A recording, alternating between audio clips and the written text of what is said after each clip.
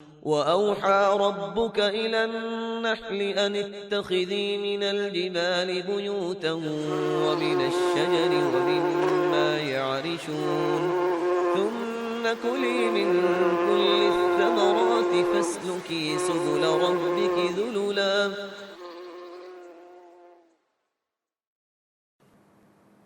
نحمده ونصلي على رسوله الكريم اما بعد فاعوذ بالله من الشیطان الرجیم بسم اللہ الرحمن الرحیم رب اشرح لي صدری ويسر لي امری واحلل عقدۃ من لسانی یفقهوا قولی.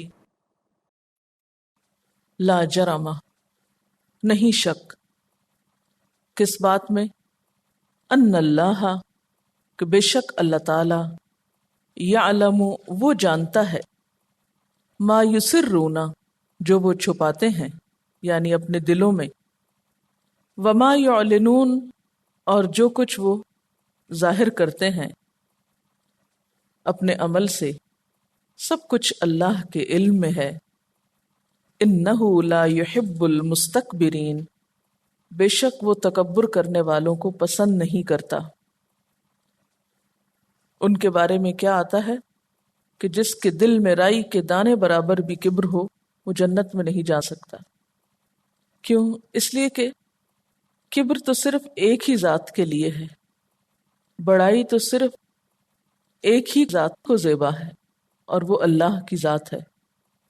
اور جب یہ اس کو اپنی طرف کھینچتے ہیں تو پھر اللہ کے انعام کے حقدار نہیں ہو سکتے. یہاں پر یہ کہا گیا نا کہ اللہ تعالیٰ کو تکبر پسند نہیں، تو بات یہ ہے کہ تکبر ہے ہی ایسی چیز جو کسی بھی سمجھ رکھنے والے کو پسند نہیں ہو سکتا. آپ میں سے کسی کو اچھا لگتا ہے جب کوئی آپ کی بات نہ سمجھنے کی کوشش کرے، نہ مانے، ہٹ دھرمی کا ثبوت دے؟ نہیں. انسانوں میں بھی متکبر لوگ، خواہ کسی بھی اعتبار سے وہ تکبر کا شکار ہوں، وہ انسانوں کے بھی پسندیدہ نہیں ہو سکتے، کہاں خالق کائنات کے. وَإِذَا قِيلَ لَهُمْ، اور جب ان سے کہا جاتا ہے، ماذا انزل ربکم، تمہارے رب نے کیا کچھ اتارا ہے، یعنی قرآن کے بارے میں ان سے پوچھا جاتا ہے کہ اس میں کیا کچھ اترا ہے. قالوا، وہ کہتے ہیں، اساطیر الاولین، اگلے وقتوں کی کہانیاں ہیں، پہلوں کے قصے ہیں. یہ جملہ بھی ان کے تکبر پر دلیل ہے. قرآن کے بارے میں ایسا کمنٹ دینا تکبر ہی کی نشانی ہے. اللہ تعالیٰ فرماتے ہیں کہ لِيَحْمِلُوا أَوْزَارَهُمْ، یہ بات ان کی اپنی زبان سے کیوں نکلوائی ہے؟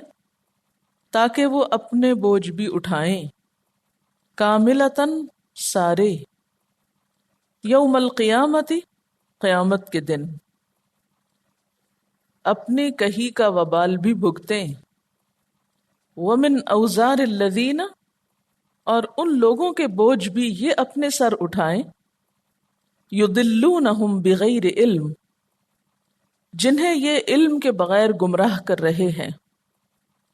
کیونکہ جو شخص ایسی گفتگو کرتا ہے، قرآن کے بارے میں ایسی رائے رکھتا ہے، یا قرآن کے بارے میں اس انداز سے ذکر کرتا ہے، وہ صرف خود ہی بھٹکا ہوا انسان نہیں، وہ اوروں کے بھٹکنے کا بھی ذریعہ بن جاتا ہے. اور ایسا وہ کیوں کر رہا ہے؟ بغیر علم، بغیر علم کے. بغیر علم کے کیوں کہا گیا؟ کیونکہ عموماً قرآن کے بارے میں ایسی رائے وہی لوگ رکھتے ہیں جو قرآن کو جانتے ہی نہیں. کیونکہ جو شخص قرآن کو سمجھ لے، پڑھ لے، پھر وہ یہ نہیں کہہ سکتا کہ پہلوں کی کہانیاں ہیں. کیا قرآن میں صرف واقعات ہیں یا صرف قصے ہیں؟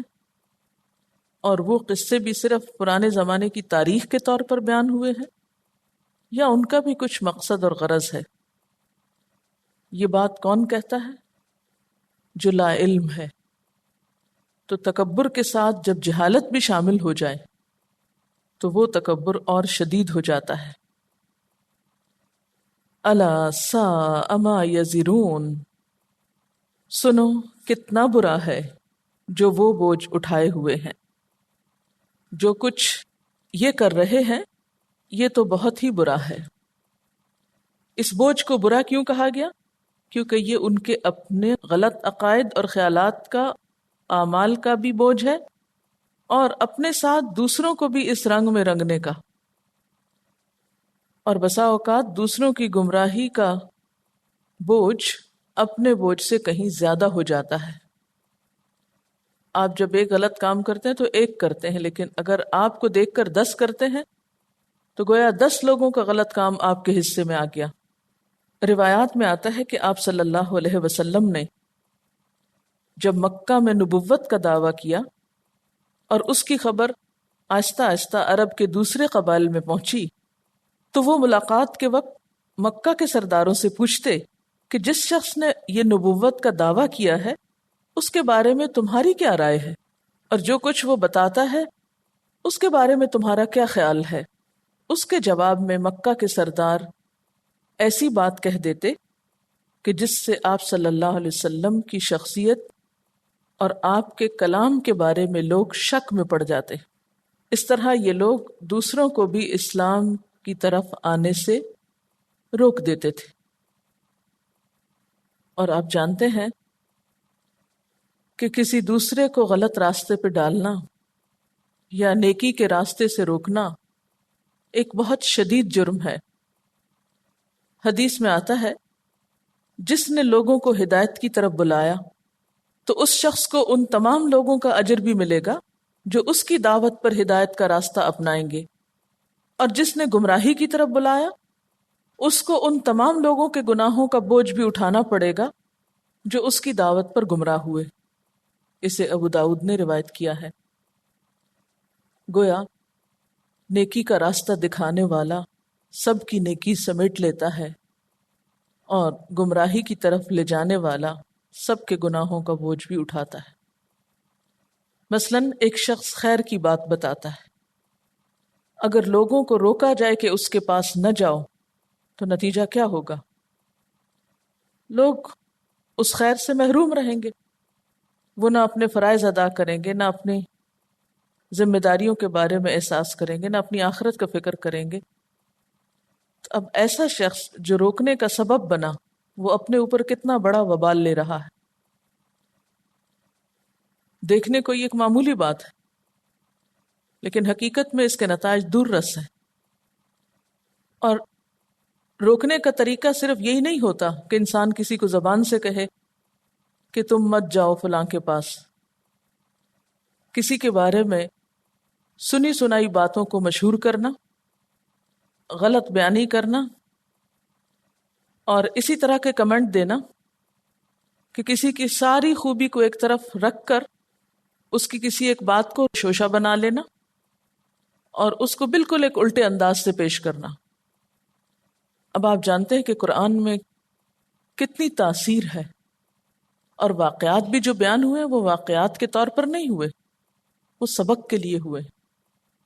اس سارے امیج کو کس طرح یہ ڈسٹارٹ کرتے تھے کہ وَإِذَا قِيلَ لَهُمْ مَاذَا أَنزَلَ رَبُّكُمْ قَالُوا أَسَاطِيرُ الْأَوَّلِينَ، حقارت کے ساتھ کہہ دینا کہ پہلوں کی کہانیاں، کچھ نئی بات نہیں، یہ سب سنی ہوئی باتیں ہیں۔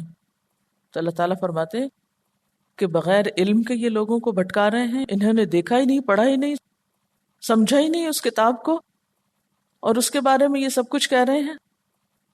انہیں کہنے دو، یہ اپنے اس عمل کا بوجھ بھی اٹھائیں گے، اور جو لوگ ان کی وجہ سے بھٹک رہے ہیں ان کے گناہوں کا بوجھ بھی اٹھائیں گے، اور کل ان کو پتہ چلے گا کہ انہوں نے کتنا برا بوجھ اپنے اوپر اٹھایا ہوا ہے۔ قَدْ مَكَرَ الَّذِينَ مِن قَبْلِهِمْ، ان سے پہلے کے لوگوں نے بھی چالیں چلی تھیں، یعنی دین کے خلاف ایسی چالیں کوئی نئی نہیں ہیں۔ جب بھی انبیاء علیہم السلام دنیا میں آئے ان کے ساتھ انکار کرنے والوں نے ایسا ہی معاملہ کیا۔ تو ان کی طرف اشارہ ہے کہ ان سے پہلے کے لوگوں نے بھی ایسی ہی چالیں چلی، مثلا نمرود، فرعون اور باقی انبیاء کے مخالفین۔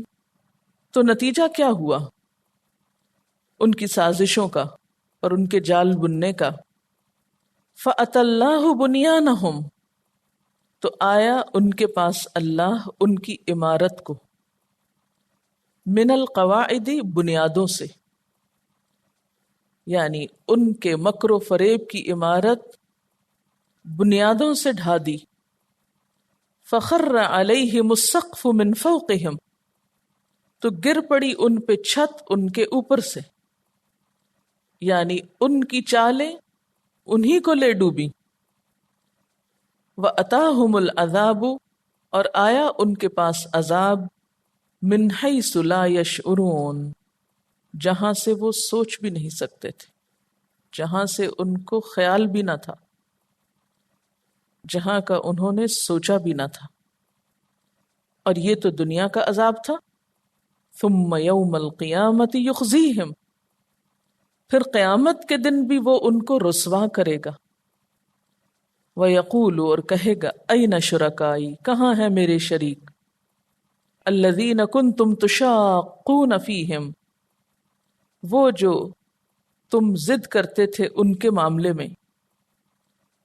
قَالَ الَّذِينَ أُوتُوا الْعِلْمَ، تو علم والے کہیں گے، جن کا دنیا میں مذاق اڑایا گیا تھا، جنہیں دنیا میں رسوا کیا گیا تھا، ان الخزي اليوم، بے شک رسوائی آج کے دن، والسوء، اور برائی، علی الکافرین، کافروں پر ہے۔ بات یہ ہے کہ کچھ لوگ جھوٹی بنیادوں پر بڑائی کا مقام حاصل کرتے ہیں، ان کی اپنی کوئی فوٹنگ نہیں ہوتی، ان کے اپنی کوئی بنیاد نہیں ہوتی، ان کے پاس ایمان نہیں ہوتا، کردار نہیں ہوتا، جو عموماً دین کے معاملے میں انسان کا مددگار ہوتا ہے۔ پھر وہی آیت یاد رکھیے، افمن اسس بنیانہ علی تقوی من اللہ ورضوان خیر ام من اسس بنیانہ علی شفا جرف نہار فانہار بہ فی نار جہنم واللہ لا یہدی القوم الظالمین۔ کیا وہ شخص بہتر ہے جس نے اپنی عمارت کی بنیاد اللہ کے خوف اور اس کی رضا پر رکھی ہو، یا وہ شخص بہتر ہے جس نے اپنی عمارت کی بنیاد ایک کھوکھلے گڑھے کے کنارے پر رکھی ہو جو اس کو بھی لے کر جہنم کی آگ میں جا گرے؟ ایسے ظالم لوگوں کو اللہ کبھی سیدھی راہ نہیں دکھاتا۔ تو کچھ لوگ ایسے ہوتے ہیں کہ جو کسی اٹھی ہوئی کھائی کے اوپر اپنی عمارت بنانا چاہتے ہیں، جبکہ اس کے نیچے کوئی بنیاد نہیں ہوتی۔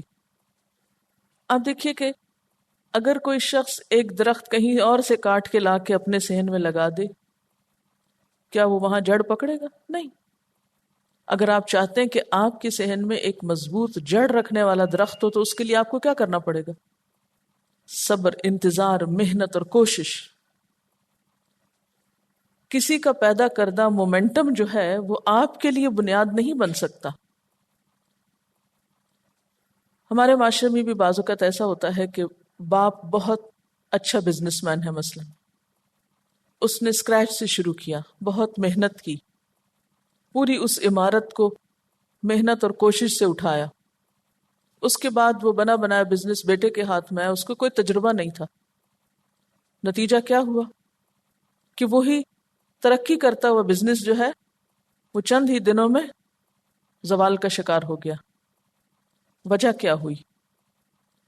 ایک کی ترقی کی ایک مضبوط بنیاد تھی، محنت تھی، کوشش تھی، تجربہ تھا، سالوں کی محنت تھی، اور دوسرے نے یہ ترقی کس بنا پر حاصل کی تھی؟ کسی اور کی محنت پر۔ اس کے نیچے کوئی بنیاد نہ تھی، اس کے اپنے تجربے، علم اور محنت اور کوشش کی۔ نتیجہ کیا ہوا کہ وہ اس کو سنبھالنے کے لائق نہ ہوا۔ اسی طرح دوسرے معاملات میں، مثلا اگر آپ کے والد ایک بہت بڑے عالم ہیں تو یہ نہیں ہو سکتا کہ آپ محض ان کا نام استعمال کر کے وہی مقام حاصل کر لیں، جب تک کہ آپ کی اپنی وہ بنیاد نہ ہو۔ آپ خواہ کسی کے گھر میں پیدا ہو جائیں یا کسی کے شاگرد ہوں یا کسی سے کسی بھی طرح کا ایسا تعلق ہو کسی بڑے انسان سے، تو ضروری نہیں کہ اس ساری عمارت پر آپ سروائیو کر سکیں. تو جب تک کسی کام کے نیچے مضبوط بنیاد نہیں ہوتی وہ کام چل نہیں سکتا، وہ عمارت کھڑی نہیں ہو سکتی. یہ فطرت کا ایک اصول ہے. جتنی بھی چیزیں آپ کو نظر آتی ہیں ان سب کے ساتھ یہی معاملہ ہے کہ کوئی بھی مضبوط عمارت مضبوط بنیاد چاہتی ہے، مضبوط درخت مضبوط جڑیں چاہتا ہے، اینڈ سو آن. اب یہاں پر معاملہ کیا ہے کہ کچھ لوگ جو آپ صلی اللہ علیہ وسلم کی مخالفت کر رہے تھے، وہ شرک کو پروموٹ کر رہے تھے یا شرک کے علم بردار تھے. اس کے برعکس آپ صلی اللہ علیہ وسلم توحید کے علم بردار تھے. شرک بنیادیں نہیں رکھتا. ان لوگوں کو جو سرداری اور بڑائی حاصل تھی یہ جھوٹی بنیادوں پر تھی، یہ حقیقی بڑائی نہ تھی. ایسے لوگ جن کی بڑائی کی بنیادیں صرف دنیاوی مفادات پر ہوں، ان کو دین کی تبلیغ اور کوئی بھی نیا پیغام دین کے ریفرنس سے قابل قبول نہیں ہوتا. وہ اس کو اپنی مخالفت میں لیتے ہیں. آپ جانتے ہیں کہ کیا سرداران قریش عمارت المسجد الحرام اور سقایت الحاج کا کام نہیں کرتے تھے؟ کیا وہ اپنے ریلیجس ریچولز کو ادا نہیں کرتے تھے؟ حج بھی کرتے، طواف کرتے، حاجیوں کو پانی پلاتے، اپنے آپ کو حضرت ابراہیم علیہ السلام کی اولاد بتاتے، اور وہ بھی مذہبی مجاور تھے. پورے عرب میں اہل مکہ کی حیثیت کیا تھی معلوم ہے آپ کو؟ ہم تو ان کو کافر مشرک سمجھتے ہیں نا، تو ایک دم لیٹ ڈاؤن کر دیتے ہیں کہ وہ تو بڑے بے دین لوگ تھے. نہیں، اپنے دور کے وہ پورے عرب کے مقابلے میں سب سے زیادہ دیندار لوگ تھے، کیونکہ وہ اللہ کے گھر کے خادم تھے. انہیں ایک بڑائی کا مقام حاصل تھا. اسی لیے ہم دیکھتے ہیں کہ وہ اپنے آپ کو، وہ تکبر کے پیچھے باتیں ہو چکی ہیں نا، وہ اپنے آپ کو بڑی چیز سمجھتے تھے. لیکن جب حضور صلی اللہ علیہ وسلم دین کا پیغام لے کر آئے اور آپ نے لوگوں کو صرف ظاہر نہیں اندر سے جھنجھوڑا، شرک کو اکھاڑنا چاہا، تو ان لوگوں نے آپ کی مخالفت شروع کر دی. کیوں؟ کیونکہ یہ لاشعوری طور پر ایک خوف کا شکار تھے کہ یہ شخص جس سچائی کی تعلیم دے رہا ہے، جس اچھائی کی تعلیم دے رہا ہے، اس کردار کے لوگ اگر ہمارے سامنے آ گئے تو ہم ٹھہر نہیں سکیں گے. لہذا ان کو اپنے مقام گرتے ہوئے محسوس ہوئے. اس کے تحفظ کے لیے یہ تدبیریں کرنے لگے. اور اس کے لیے تدبیر کیا کرتے؟ آپ صلی اللہ علیہ وسلم کے خلاف سازشوں کے جال بچھاتے. قد مکر الذین من قبلہم، ایسے ہی جس طرح پہلے انبیاء کے مخالفین نے انبیاء کے خلاف سازشوں کے جال بچھائے. کیوں؟ تاکہ جیسے پچھلی آیت میں ہے، یدلونہم بغیر علم، فتنہ انگیز باتیں کر کے نبی برحق کے خلاف لوگوں کو بدگمان کر دیں. لیکن ہمیشہ ہم نے دیکھا کہ ایسی تدبیریں کامیاب نہ ہوئیں، کیونکہ مخالفین جن بنیادوں پہ کھڑے تھے وہ بنیادیں مضبوط نہ تھیں. کیونکہ اللہ تعالی کی طرف دعوت اور اللہ کے دین کی طرف لوگوں کو بلانا یہ مضبوط بنیادوں کا تقاضا کرتا ہے، جس میں اللہ کے سوا کسی کا خوف نہ ہو، جس میں صرف اللہ سے محبت ہو، جس میں ہر طرح کے شرک کی نفی ہو. اسی کی طرف اشارہ ہے کہ اللہ تعالی نے پھر ان کا کیا کیا؟ جعلنا عالیہا سافلہا، ان کے اوپر والے حصے کو نیچے اور نیچے کو اوپر کر دیا، یعنی تل پٹ کر کے رکھ دیا.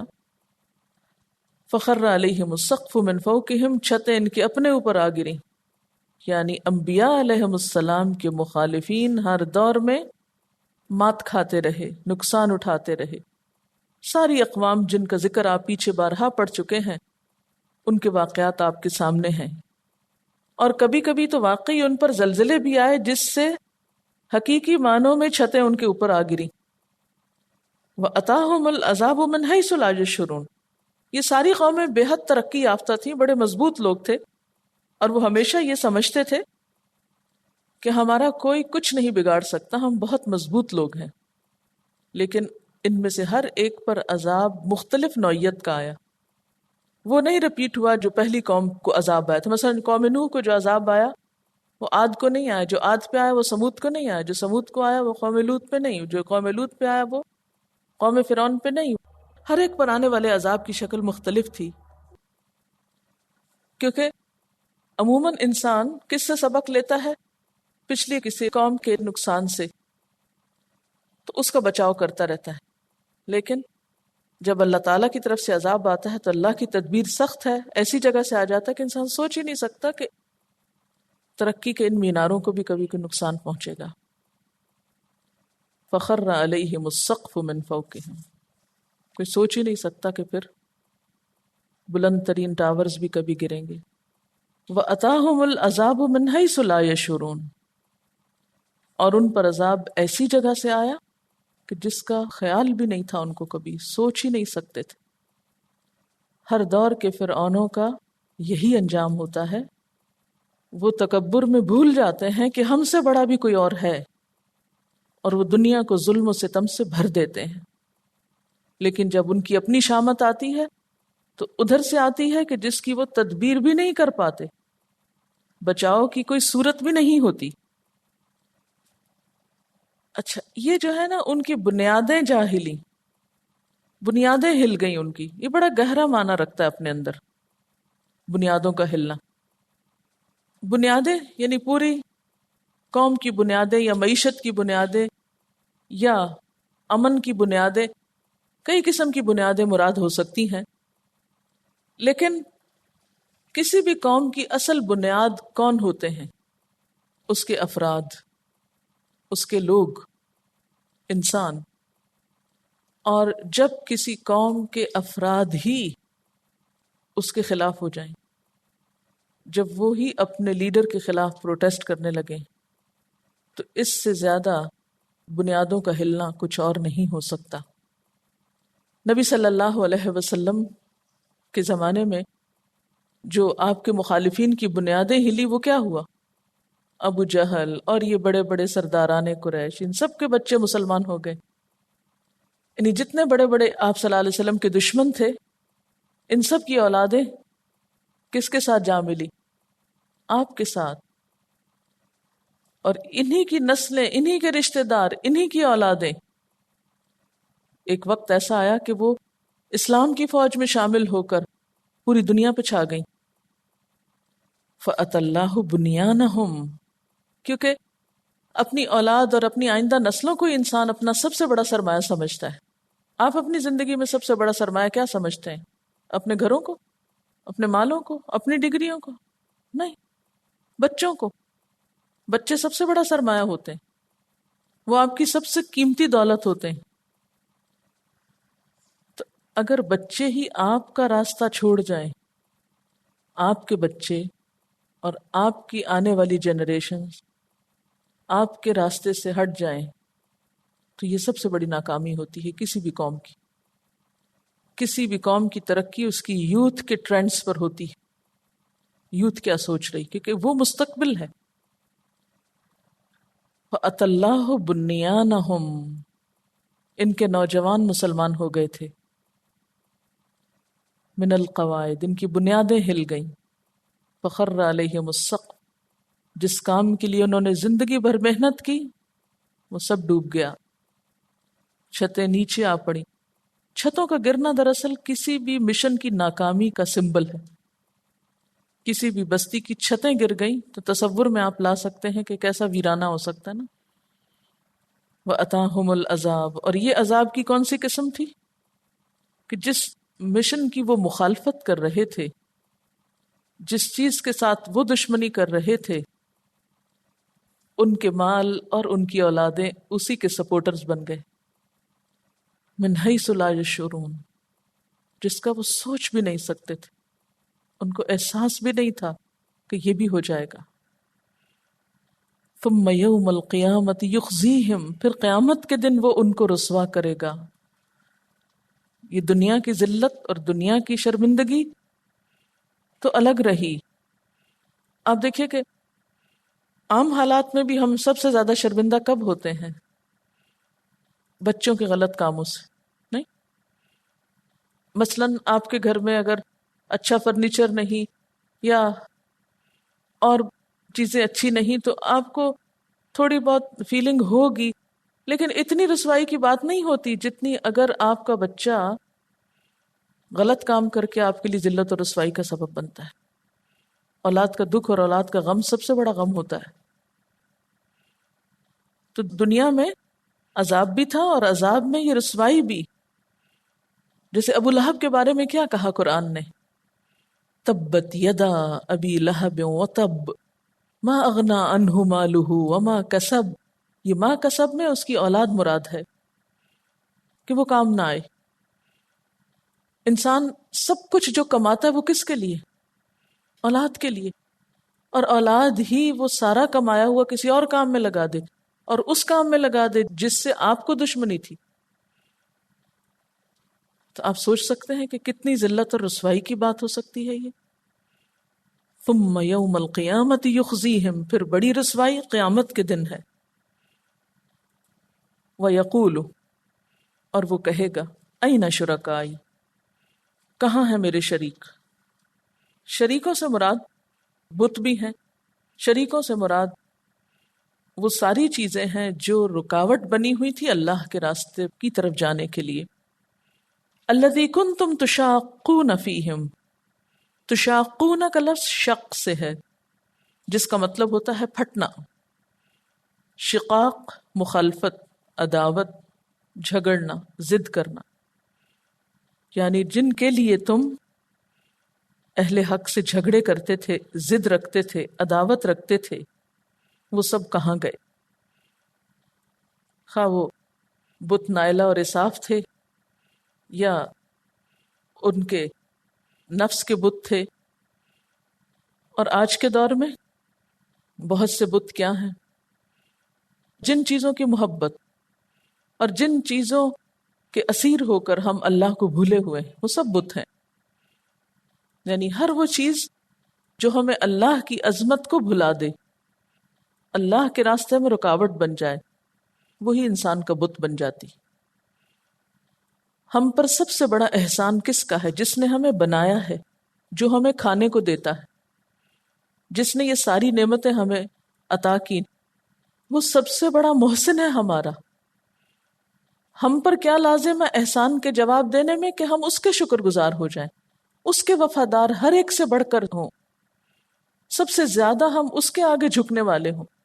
لیکن جب ہم اس کو چھوڑ کر اوروں کے آگے جھکتے ہیں، جب ہم اس کے مقابلے میں اوروں کی سیوا کرتے ہیں، تو اسی کا نام شرک.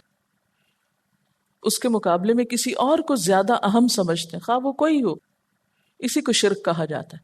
شرک صرف پتھروں کی پوجا کا نام نہیں ہے. اللہ تعالیٰ فرماتے ہیں وہ جو تمہاری عظمت اور بلندی اور محبت کے مینار تھے اور تمہاری عظمت کے سبب تھے، وہ کدھر ہیں؟ وہ آج تمہیں بچا کیوں نہیں رہے؟ قال الذین اوتوا العلم، اس وقت اہل علم بولیں گے قیامت کے دن، ان الخزی اليوم والسوء علی الکافرین، کہ رسوائی اور ذلت آج کافروں کے لیے ہے. یہاں پر آپ دیکھیں کہ ایک لفظ آیا ہے پیچھے 25 میں، الذین یضلونہم بغیر علم، اور دوسرا اس کے مقابل الذین اوتوا العلم. چونکہ پیچھے مفسدین کا ذکر آ چکا ہے کہ وہ بغیر علم کے لوگوں کو گمراہ کرنے کے لیے اٹھے تھے، تو اس کے جواب میں یا مقابلے پر اب اہل علم کی بات آئی، جنہیں اللہ کے دیے ہوئے علم میں سے کچھ حصہ ملا، جس سے انہوں نے اپنے آپ کو بھی روشن کیا اور دوسروں کے لیے بھی روشنی کا ذریعہ بنے. وہ قیامت کے دن تبصرہ کچھ یوں کریں گے کہ آج رسوائی ہے کافروں کے لیے جنہوں نے حق کو ماننے سے انکار کیا، اور انہیں اپنے سوا کوئی اور بڑا نظر نہیں آتا کہ جس کی بات کو یہ سمجھے یا مانے. سبحانک اللہم و بحمدک نشہد ان لا الہ الا انت نستغفرک و نتوب الیک. والسلام علیکم ورحمۃ اللہ وبرکاتہ.